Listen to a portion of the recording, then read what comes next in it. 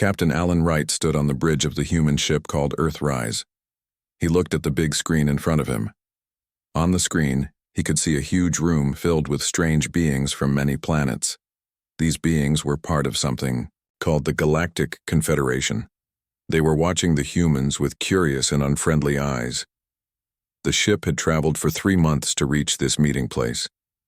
It was the first official contact between humans and the many alien races that ruled this part of space. 5 humans made up the team sent to represent Earth. Captain Wright, Dr. Natalie Foster, Lieutenant John Carter, Communications Officer Susan Bell, and Engineer Greg Moore. They had trained for years for this moment. "Your species comes from a Class 13 Deathworld?" asked a tall blue alien with 8 eyes and moving tentacles instead of arms. The translator device told the humans this was High Counselor Zexitara. Her voice sounded like she did not believe what she had heard. "Impossible. No thinking species has ever come from anything beyond a Class 10. The room was huge with high ceilings that seemed to disappear into darkness above. Hundreds of different alien types sat in rising seats that circled the center floor where the humans stood. Some aliens looked almost like humans with small differences. Others were so strange that Alan could not even guess how they thought or lived. Dr. Foster stepped forward. She was Earth's best expert on alien life. Her dark hair was pulled back tightly, and her blue uniform looked perfect. "Earth has very hot and very cold places. It has stronger gravity than most living worlds. Our air would poison many of your people. We have many dangerous animals. We have earthquakes, floods, storms, and volcanoes often. By your own rules, Earth is a Class 13. The aliens began making noises all at once. Some clicked, some buzzed, some made high singing sounds. The noise grew so loud that Alan had to cover his ears. The translator could not keep up with all the voices. When the noise finally stopped, another alien spoke. This one looked like a walking crystal with glowing lines inside it. The translator called it Counselor Krivor. "If what you say is true, then maybe humans are worth adding to our confederation. But saying something does not make it true. We need proof." Captain Wright felt cold when he saw all of Zexitara's 8 eyes blink one after another. Her tentacles moved in what seemed like excitement. "Then we have decided. 3 humans will take the Deathworld trials, tests that no other species has lived through. If you pass, humanity joins the Confederation with all rights. If you fail, Earth stays cut off from the rest of the galaxy as too dangerous to join us." Lieutenant Carter moved closer to Captain Wright and whispered, "This is a trap. They don't want us to pass. They want us to die." Alan nodded slightly but kept his face calm. He could not show weakness in front of the aliens. "We accept your challenge," he said loudly, standing as tall as he could. "Humans have faced impossible odds throughout our history. We will prove ourselves worthy." Zexitara's tentacles curled in what might have been surprise. "Brave words, Captain. I wonder if you will still feel brave when you learn what the trials involve." A screen appeared in the air. It showed 3 different places. The first was a land of fire and black rock, with rivers of melted rock flowing everywhere. The air looked thick with smoke and poison gas. The second place was deep under some alien ocean. Strange lights moved in the dark water, shapes with 2. Many teeth swam past the camera. The third place made no sense to human eyes. Things appeared and disappeared. The ground turned to liquid and back to solid. The sky changed colors every few seconds. "These are the trial zones," said Krivor. "Created using our most advanced technology to match the worst environments we have found in our exploration of the galaxy. Your 3 chosen humans must pass through each zone and reach the endpoint. You have 1 Earth month to prepare. Choose your people carefully, Captain Wright." Dr. Foster studied the images with wide. The atmospheric composition in the first zone would melt normal lungs. The pressure in the second would crush a human body. And the third? I don't even understand what's happening there. Captain Wright turned to face the council. "We will return with our chosen 3 when the time comes. Humanity does not back down from challenges." As the human team walked back to their ship, Lieutenant Carter kept looking over his shoulder. "They're watching us, Captain, studying how we move, how we react. They're already planning how to beat us. Susan Bell, who had stayed quiet during the meeting, finally spoke. Did anyone else notice that none of the other newer member species said anything? Only the oldest council member spoke. I think there's more happening here than just testing us. Greg Moore nodded. The engineering knowledge we could gain from joining would change Earth forever, but at what cost? Back on the Earthrise, Captain Wright called an emergency meeting. The ship's communication room was small, with just enough chairs for the 5 team members. The walls were white and the lights were bright. We need to contact Earth immediately, he said. We need their best people for this. I don't think the aliens believe we can do this. In fact, I think they're scared of what it means if we can. Dr. Foster was already working on her tablet. I'm analyzing the trial zones based on the brief images we saw. We'll need special equipment, training programs, and the right people.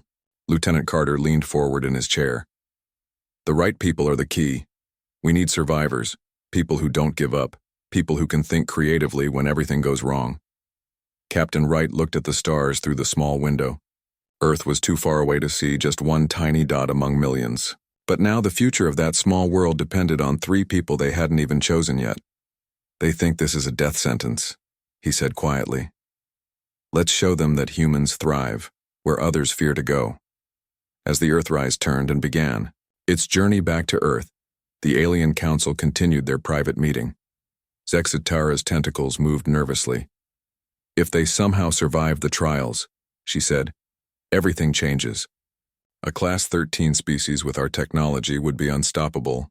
Krevor's crystal body glowed dimly.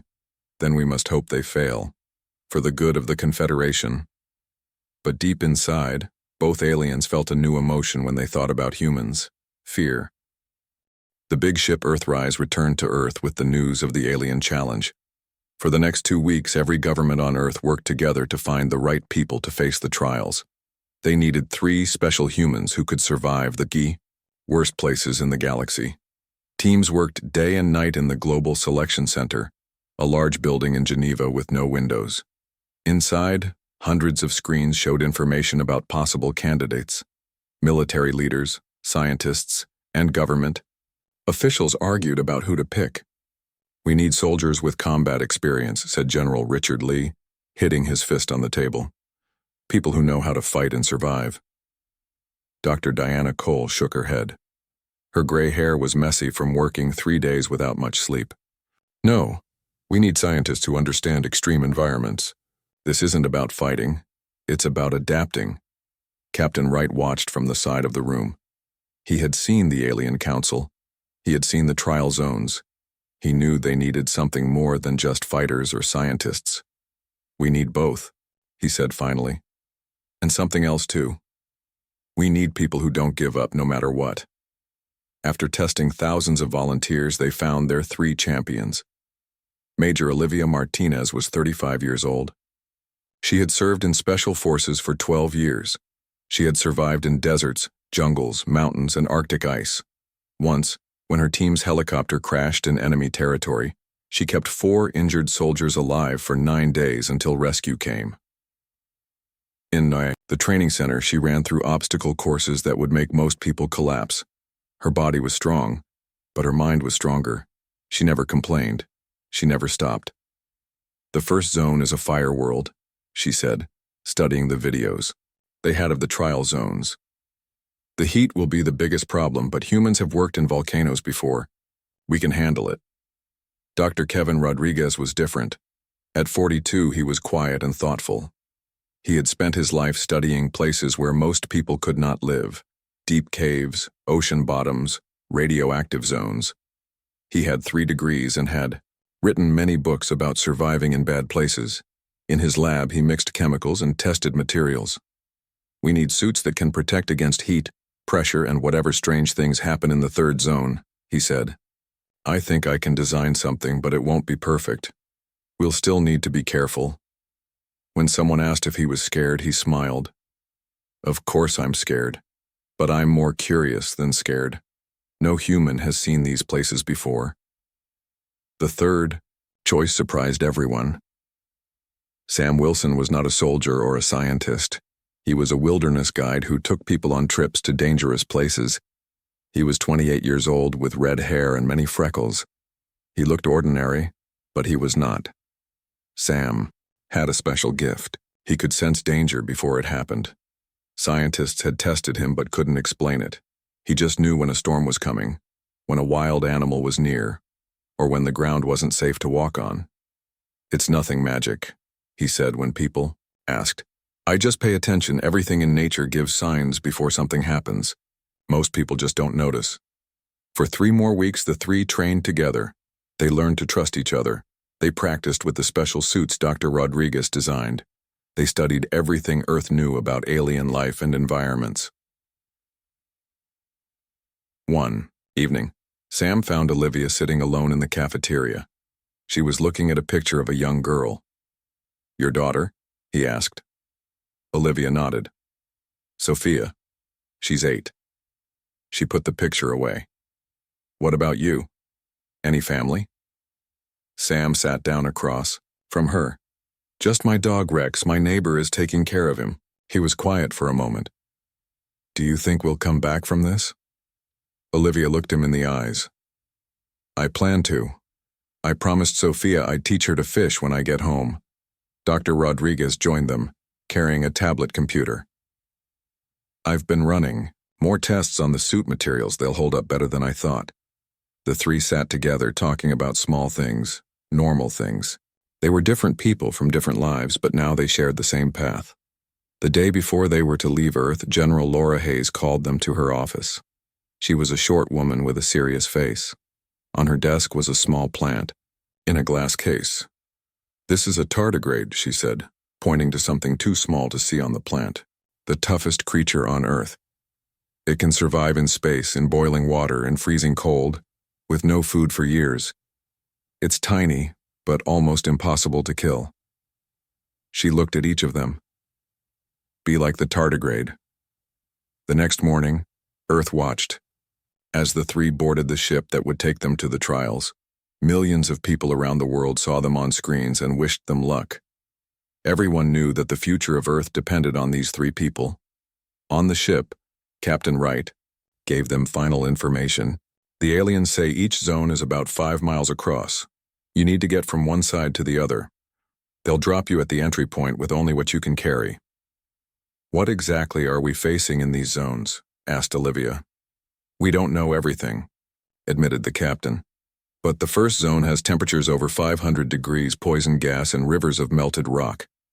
The second is deep underwater with strange sea creatures. The third..." He paused. "The third zone doesn't follow normal rules of physics. Things change in ways we don't understand." Kevin adjusted his glasses. "Has anyone ever survived even one zone?" "No," said Captain Wright. "No alien species has completed even the first zone." Sam smiled. "Then they haven't met humans before." As the ship approached the alien space station where the trials would begin, the three prepared their equipment. Their suits were thin but stronger than steel. They had tools, sensors, emergency supplies, and communication devices. "Remember," said Olivia as they made final checks, "we stick together. We watch each other's backs.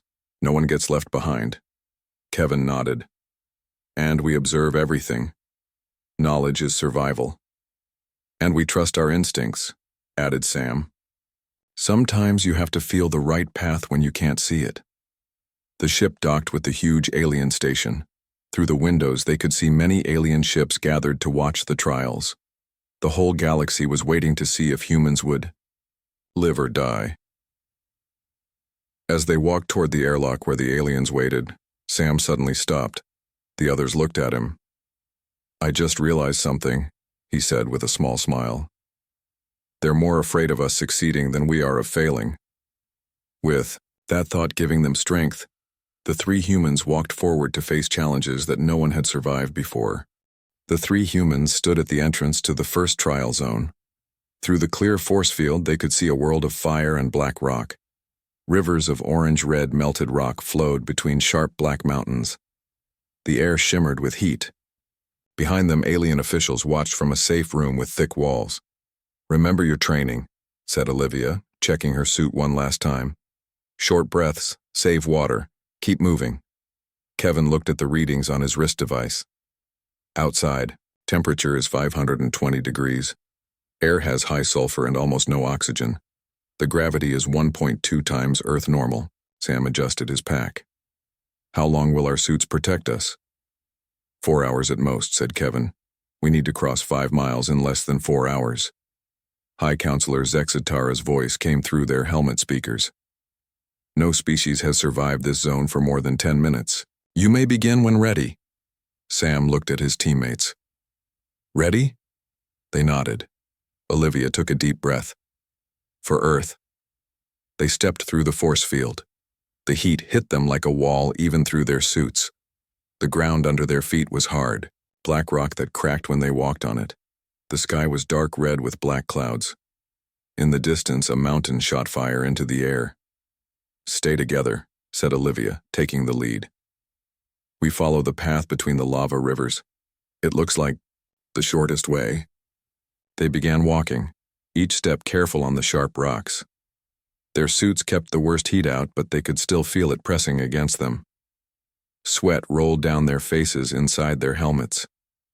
In the observation room, the aliens watched, with surprise. They are still moving, said one alien with green scales. How can their bodies work in such heat? Their suits must be more advanced than we thought, said another. Zexitara's tentacles moved nervously. Keep watching. After 20 minutes, the humans reached a wide river of lava blocking their path. The heat coming off it was so strong that even their suits started to give warnings. Suit integrity at 85% and falling, said Kevin, looking at his readings. We can't go through that. Sam looked left and right. The river stretches too far both ways. We'd lose too much time going around. Olivia pointed to large black rocks sticking up from the lava. We jump across on those. Kevin shook his head. Those rocks are sitting in lava. They'll be too hot to touch. Then we don't touch them for long, said Olivia. We move fast. She backed up, then ran and jumped to the first rock. Her boots touched it for less than a second before she jumped to the next one. The suit alarm beeped as the heat sensor went into the red zone. Sam went next, moving with the grace of someone used to crossing rough ground. His foot slipped on the third rock, and for a moment it looked like he would fall into the lava. But he caught his balance and kept going. Kevin went last. He was not as strong or fast as the others, but his movements were careful and planned. He made it across just as his suit integrity dropped to 70%. The aliens watching could not believe their eyes. They crossed the lava field, said Crevor. No other species even tried that. As the humans continued their journey, the ground began to shake. Small cracks opened, letting out hot gas and sparks. Earthquake, said Sam, feeling the vibrations through his feet. A big one coming. They looked around for shelter, but there was nothing but open rock and lava flows. There, said Kevin, pointing to a place where two large rocks leaned against each other. That might give some protection. They ran to the rocks just as the ground shook hard. Cracks spread across the black surface like spider webs. A huge crack opened right in front of them, shooting fire and hot gas into the air. Olivia pushed the others ahead of her. Go. They made it to the shelter of the rocks. The earthquake got worse. The ground rose and fell like ocean waves. In the distance, the fire mountain exploded, sending a cloud of ash miles into the air. Suit integrity down to 60%, said Kevin. His voice sounded worried for the first time. The ash will reach us in minutes. It's like burning glass dust. It will cut through our suits. Sam looked around at the rocks near them. He picked up a flat piece and held it over his head. We need shields. The others followed his example, finding flat rocks to use as shields against the falling ash. When the burning dust began to rain down, they huddled together under their rock shields. In the observation room, the aliens were silent with shock. They are adapting, said one, using the environment to survive. This is not possible, said another. The ashfall lasted 10 minutes. When it stopped, the humans checked their suits. They had small burns and cuts, but they were still working. 2 miles down, 3 to go, said Olivia, and we have about 2 hours of suit time left. They continued walking through the fire world. The heat got worse. Their water supplies were half gone. Their bodies were tired from the heavy gravity and constant danger. Then Kevin noticed something interesting. "These crystal formations," he said, touching a blue crystal growing on a rock. "They're cool to the touch. They absorb heat." He broke off a piece and attached it to his suit. The temperature reading went down immediately. "Quick, everyone gather these crystals." They collected as many of the blue crystals as they could carry and attached them to their suits. The crystals absorbed the heat, keeping their suit integrity from falling further. "Human cleverness," said Sam with a smile. "Bet the aliens didn't expect that." In the observation chamber, the alien scientists were confused. "What are they doing with the shatterstones?" asked one. "Those crystals explode when they absorb too much heat." "They don't know that," said Zexatara. "When the crystals reach capacity." But the crystals didn't explode. Something about the human suits changed how the crystals worked. Instead of building up heat until they burst, the crystals seemed to process the heat somehow. "Impossible," whispered Crivor. The last part of the journey was the hardest. The ground became steeper. The air filled with more poison gas. Twice they had to jump over small lava streams. Their water was almost gone, but they kept moving. When one was tired, the others helped. When the path seemed blocked, they found another way. When their bodies wanted to give up, their minds stayed strong. Finally, they saw it, the exit point glowing in the distance. A clear force field leading to a cool, safe room. "We're going to make it," said Kevin, his voice weak but happy. As they reached the exit, they looked back at the fire world they had crossed. Then they stepped through the force field into the cool air beyond. In the room, medical robots came to help them remove their damaged suits. Their skin was red from heat. They were tired and thirsty, but they were alive. On the screens around the room, they could see the aliens watching them with what looked like fear. "First trial complete," said a computer voice. "Humans have survived the fire zone." Sam smiled at his friends. 1 down, 2 to go. The aliens were no longer hiding their alarm. They had believed the fire zone was impossible to survive. Now, they faced a frightening question. What else could these humans do? The humans had 1 day to rest before the second trial. They slept in a plain room with 3 beds. Robots brought them food and water. Doctors checked their bodies for damage. They had minor burns and were very tired, but they were ready to continue. "The second zone is underwater," said Olivia as they ate breakfast. "Deep underwater with strange animals." Kevin nodded. "The pressure will be the biggest problem. It could crush our bodies if our suits fail." Sam looked at the ceiling. "I wonder if the aliens are watching us right now, trying to figure out how we survived the fire zone." They were right. In another part of the station, the Alien Council was meeting. They were not happy. "The humans should not have survived," said Zexatara, her tentacles moving quickly with stress. "The fire zone kills all life forms we know." "They use the shatterstones in a way we never thought of," said Crivor. "Their suits had technology we did not expect." "The water zone will stop them," said another alien with 6 arms. "No air-breathing species can handle the deep pressure and the mind predators." When the rest time was over, the humans went to the entrance of the second trial zone. Through the force field, they saw dark blue water that seemed to go on forever. Strange lights moved in the distance. Their new suits were different from the fire zone suits. They were blue-green and felt heavier. Each had a clear helmet with special breathing equipment. "These suits can handle the pressure down to 3,000 feet, said Kevin, checking his equipment.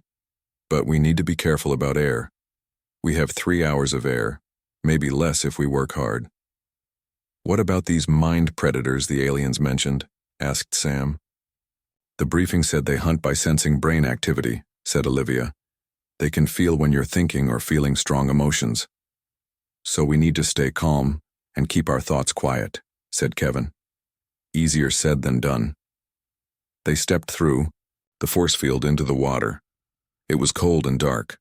Their suits kept them dry and warm, but they could feel the pressure pushing against them from all sides. They turned on the lights on their helmets and began to swim down. The water got darker as they went deeper. Strange plants grew from the bottom, some glowing with blue and green light. Fish with too many eyes and not enough fins swam past them. "Stay, together," said Olivia. "We need to cross to the other side, about 5 miles away." They swam through forests of tall plants that looked like a mix of seaweed and glowing mushrooms. The plants moved in water currents that the humans couldn't feel in their suits. After swimming for half an hour, Kevin noticed something on his sensor. "Something big is moving toward us. Several big things." They stopped and looked around. In the distance, they saw large shapes moving through the water. The shapes looked like a mix of sharks and squids with long tentacles and rows of teeth. "Mind predators," whispered Sam. "They must sense us." "Everyone slow your breathing," said Olivia. "Try to think about something simple and calm." Kevin remembered something from his studies. "Simple math. Think about counting or adding numbers. It makes a steady, quiet brain pattern." They each began to do simple math in their heads. Olivia counted by threes. Kevin added 2-digit numbers. Sam recited multiplication tables. The mind predators came closer, circling the humans.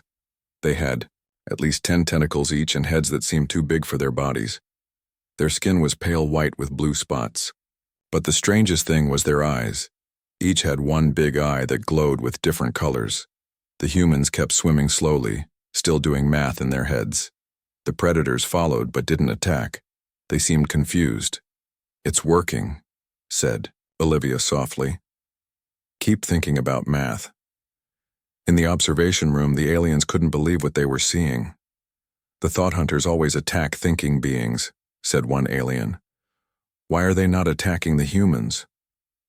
"The humans have found a way to mask their thoughts," said Krivor. "This should not be possible. Thought patterns cannot be controlled." The humans continued through the water zone. The pressure got stronger as they went deeper. Their suit sensors showed they were now at 2,000 feet below the surface. The lights on their helmets made small circles in the dark water. Then Sam noticed something interesting. When he touched one of the glowing plants, it got brighter. The light spread to other plants nearby. "Look at this," he said, touching another plant. It lit up like a lamp, making a path of light through the darkness. "The plants respond to touch," said Kevin, examining one. "They're sharing energy somehow." "Can we use this?" asked Olivia.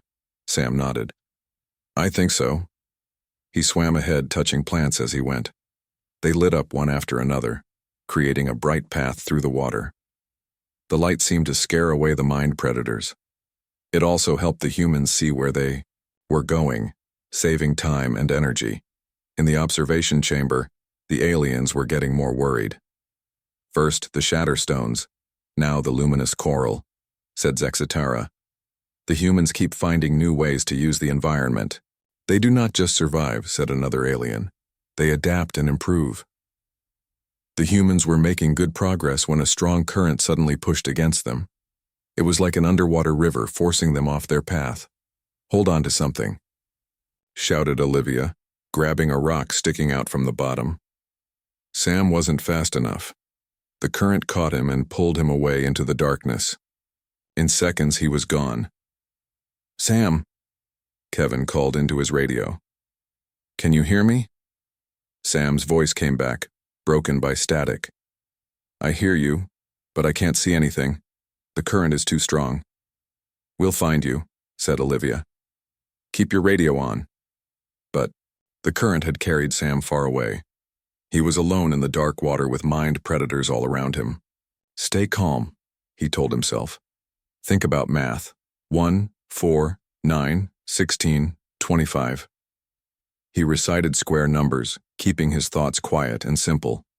He saw a group of the glowing plants and swam to them. By touching them, he created enough light to see where he was. In the distance, he could make out a large shape rising from the bottom. "I think I see some kind of underwater mountain," he told the others through his radio.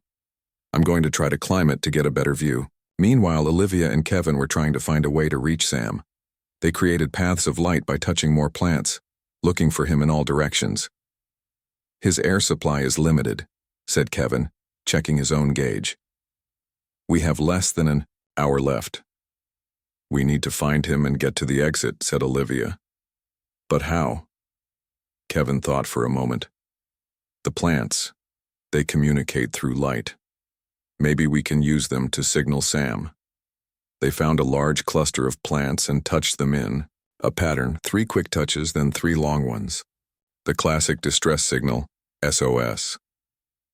The light spread through the underwater forest, plant to plant, creating a ripple of light that moved in all directions. On top of his underwater mountain, Sam saw the light pattern moving toward him.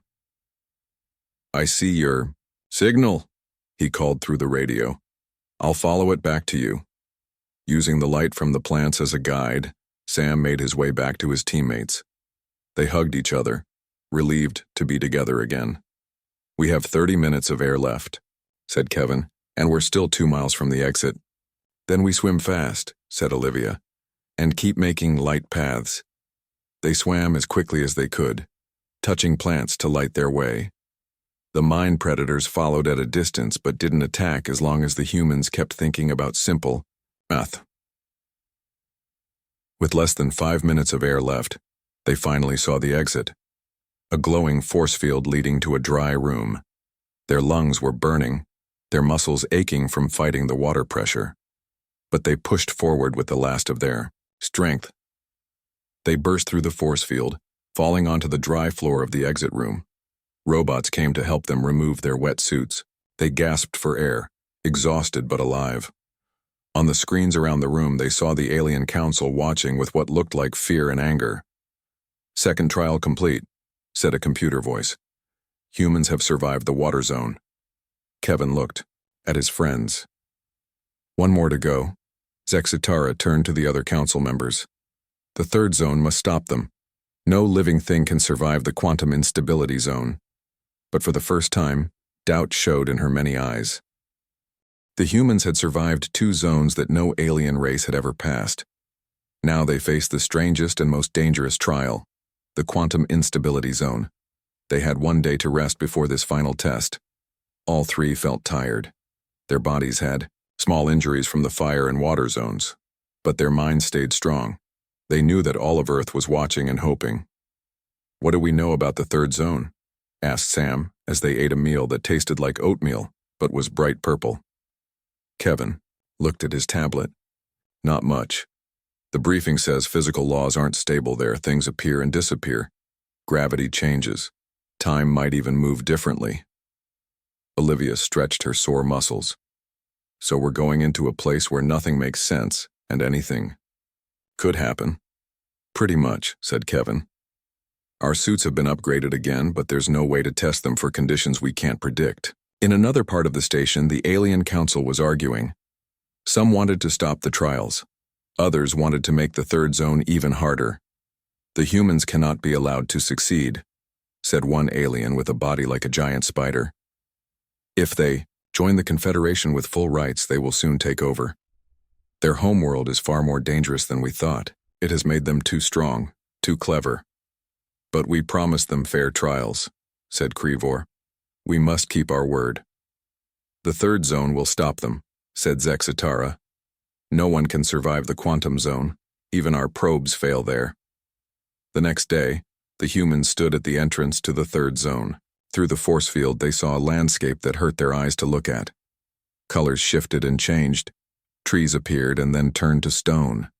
The ground was sometimes solid, sometimes like water. The sky flashed with light that moved in impossible directions. Their new suits were silver with strange patterns that moved across the surface. Each had a helmet with a dark visor to protect their eyes from the strange light. "Stay together no matter what," said Olivia. "This zone will try to separate us. If we get separated, keep talking on the radio," said Kevin. "And remember, the direction to the exit is always forward." "And trust your instincts," added Sam. "When logic doesn't work, sometimes feelings do." They took deep breaths and stepped through the force field. The ground felt solid one moment, then like walking on jelly the next. Colors swirled around them. A tree appeared in front of Olivia, but when she touched it, it turned into a waterfall that wasn't wet. "This is even stranger than I expected," said Kevin, looking at his sensors. "Nothing reads correctly. Gravity is changing every few seconds." They walked carefully, staying close together. Strange objects appeared and disappeared around them. Sometimes the air felt thick like soup, hard to move through. Other times it was so thin they had to breathe fast to get enough oxygen. After walking for what felt like an hour, they came to a place where the ground split into floating islands. Each island moved up and down, some fast, some slow. "We need to jump across," said Olivia. "Time the jumps carefully." They began jumping from island to island. The first few jumps went well. Then suddenly, gravity reversed. Instead of being pulled down, they were pulled up into the swirling, colorful sky. "Hold on to something," shouted Kevin, grabbing a rock that was sticking out of an island. Olivia caught a tree branch, but Sam was between islands when gravity flipped. He shot upward, spinning in the air. "Sam!" Olivia called, reaching for him, but he was already too far away. Then gravity changed again, pulling in different directions for each of them. Olivia was pulled east. Kevin was pulled west. Sam was pulled straight up. In seconds, they were separated, each alone in the quantum zone. "Can anyone hear me?" Olivia called on her radio. "I hear you," said Kevin, his voice filled with static.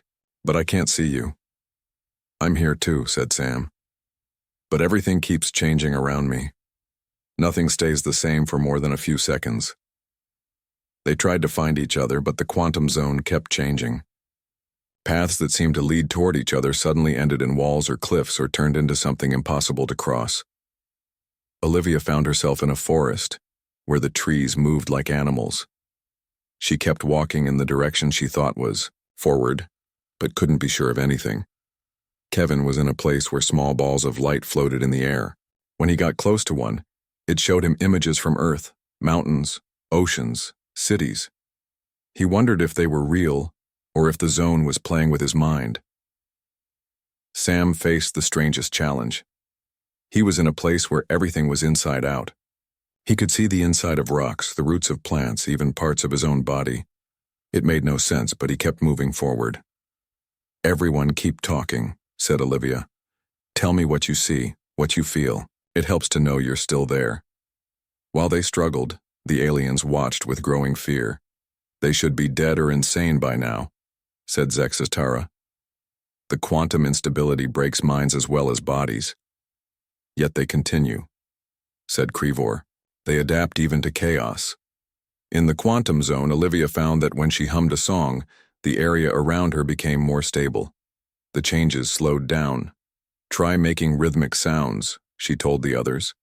"It seems to calm the quantum fluctuations."